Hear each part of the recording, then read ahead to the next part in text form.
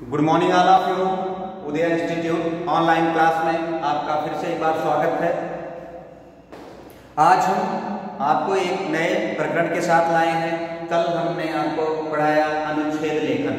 अनुच्छेद लेखन के बारे में कल आप सभी छात्र छात्रा जाने। आज हम उसी से संबंधित एक दूसरे प्रकरण पर आपसे चर्चा करेंगे, वह है निबंध लेखन। निबंध लेखन यह जो है आप 4th, 5th, 6th and 7th ये सभी कक्षाओं के अकॉर्डिंग बनाया गया है। इसको आप समझें। सबसे पहले निबंध लेखन होता क्या है इसके बारे में समझें। निबंध विस्तृत सूचना देना, किसी प्रकरण पर विस्तार से सूचना देना, लेखन के माध्यम से लिखना। अच्छा, अब निबंध लेखन में कुछ महत्वपूर्ण बिंदुओं पर हमें ध्यान देना चाहिए। सर्वप्रथम निबंध लेखन की विशेषताओं में से क्या होता है? सर्वप्रथम प्रस्तावना। प्रस्तावना आप इसको हेडिंग भी डाल सकते हैं, पॉइंट भी डाल सकते हैं। अगर पॉइंट नहीं डालेंगे तो फिर आप एक अनुच्छेद में, छोटे से अनुच्छेद में सर्वप्रथम इसको, अनुच्छेद में पैरा, ठीक है, उसमें लिख दे, सामान्य सूचना उसकी दे दे। फिर नेक्स्ट अगला आपका आता है निबंध की भाषा सरल और रोचक। रोचक मीन्स अच्छी लगने वाली, सरल मीन्स सहजता से, आसानी से समझ में आ जाए। ठीक। अगला बिंदु, अगला है निबंध में वाक्य छोटे होने चाहिए जिससे आपको समझने में आसानी हो। निबंध लिखते समय ये बहुत महत्वपूर्ण बात है कि उसके वाक्य जो है बहुत लंबे ना हो, बहुत लच्छेदार या कठिन शब्दों का प्रयोग ना हो। ठीक। अच्छा, फिर अगला बिंदु है विचारों और भावों का प्रस्तुतिकरण, अपनी अभिव्यक्तियों का प्रस्तुतिकरण। जैसा कि आपने पिछले प्रकरण में, अनुच्छेद में आपको पढ़ाया गया था कि अनुच्छेद लिखते समय सर्वप्रथम आप जिस विषय पे अनुच्छेद लिखना चाहते हैं उसके बारे में चिंतन करें, सोचें, समझें, फिर उसके बाद लिखें। ठीक। तो ठीक उसी तरह से एक एक अनुच्छेदों को जोड़ करके निबंध बनते हैं, निबंध लिखे जाते हैं।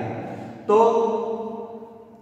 विचारों का प्रस्तुतिकरण, अपनी अभिव्यक्ति, अपनी जो अभिव्यक्ति है, अपने संचित ज्ञान, अपने पास, आपके पास जो भी शब्दकोश है, चाहे वह हिंदी का हो अथवा संस्कृत का हो या इंग्लिश का हो, जो भी हो, जिस विधा में आपको, जिस भाषा में आपको निबंध लिखना है, उस भाषा का आपको ज्ञान कितना है, शब्दकोश कितना है, आपके पास कितने शब्दों का भंडार आपके मस्तिष्क में संचित है, उसी के अकॉर्डिंग सबसे पहले आप सोचिए कि किन किन शब्दों को हम निबंध में, जिस टॉपिक पर हमें निबंध लिखना है उस पे किन किन शब्दों का प्रयोग करना आवश्यक होता है। इनका ध्यान सबसे पहले कर लेना चाहिए। नेक्स्ट आगे बिंदु है निबंध लिखते समय। निबंध लिखते समय विराम चिन्हों का भी ध्यान आवश्यक होता है। विराम चिन्हों का आवश्यकता क्यों होती है?